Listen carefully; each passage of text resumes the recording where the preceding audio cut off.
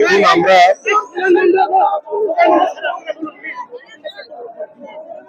গতকাল থেকে এখানে শিক্ষকদের একটা আন্দোলন চলছে। আমরা আমাদের তরফ থেকে পূর্ণ সহযোগিতা করেছি সেই আন্দোলনের প্রতি। বিধাননগরে আগেও আন্দোলন হয়েছে, শান্তিপূর্ণ আন্দোলন, আমরা কখনো আটকাইনি।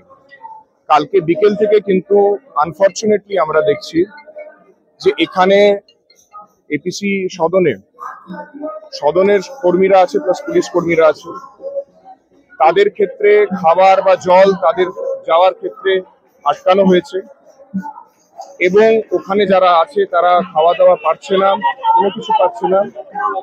পুলিশ কর্মীরা যখন যাচ্ছে, পুলিশ কর্মীরা যখন আছে তাদের ক্ষেত্রেও তারা যখন ডিউটি করতে আসছে তাদেরকে আটকানো হচ্ছে। আপনারা নিজে দেখছেন যে আমরা যখন ডিউটি করতে আসছি আমাদেরকে আটকানো হচ্ছে। যে যে লোকজন ওখানে আছে, যারা ভেতরে আছে, তাদের বেরোনোর ক্ষেত্রে আটকানো হচ্ছে।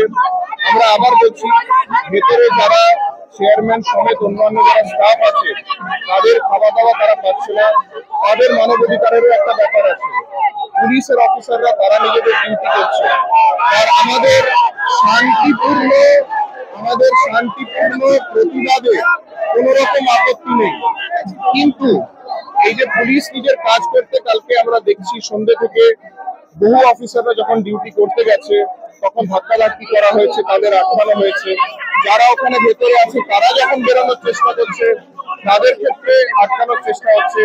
আমি প্রতিবাদ যারা করছেন তাদেরকে আবার অনুরোধ করব, শান্তিপূর্ণ প্রতিবাদ তারা করছেন তাতে আমাদের কোনো আপত্তি নেই, কিন্তু এরকম ভাবে যদি খাওয়া জল আটকানো হয়, পুলিশ নিজের ডিউটি যেটা করছে সেইটা করার ক্ষেত্রে যদি আটকানো হয় তাহলে সেটা কিন্তু আইনসম্মত হবে না।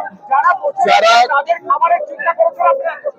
এবং এটা আমি আরো এটা বলতে চাই যে তাদের পরিপ্রেক্ষিতে আমি এটা বলতে চাই যে যারা প্রতিবাদ করছে, আমি আবার বলছি, তারা নিজেদের শান্তিপূর্ণ প্রতিবাদ করুক, কিন্তু এইভাবে যদি পুলিশকে ডিউটি করা থেকে বাধা দেওয়া হয় যেটা হচ্ছে, সেটা উচিত হবে না। যারা এখানে আছেন প্রত্যেকে সরকারি কর্মচারী, তাদের ভেরিফিকেশনের একটা ব্যাপার সবসময় থাকে। আমি তাদেরকে অনুরোধ করব যাতে এই জিনিসটা তারা না করেন। তারা অবস্থান করছেন, প্রতিবাদ করছেন, তাতে আমাদের কোনো আপত্তি কিছু নেই। আমি আবার বলছি, বিধাননগরে আগেও কিন্তু বহু শান্তিপূর্ণ প্রতিবাদ হয়েছে, আমরা কখনো আটকাই না, কিন্তু পুলিশ নিজের কাজ করছে, লোকজনের কাছে খাবার যেতে দেওয়া হচ্ছে না, তাদেরকে আটকানো হচ্ছে, সেটা কিন্তু প্রপার হচ্ছে না। আমি সবাইকে অনুরোধ করবো যেন সেই জিনিসটা না করা।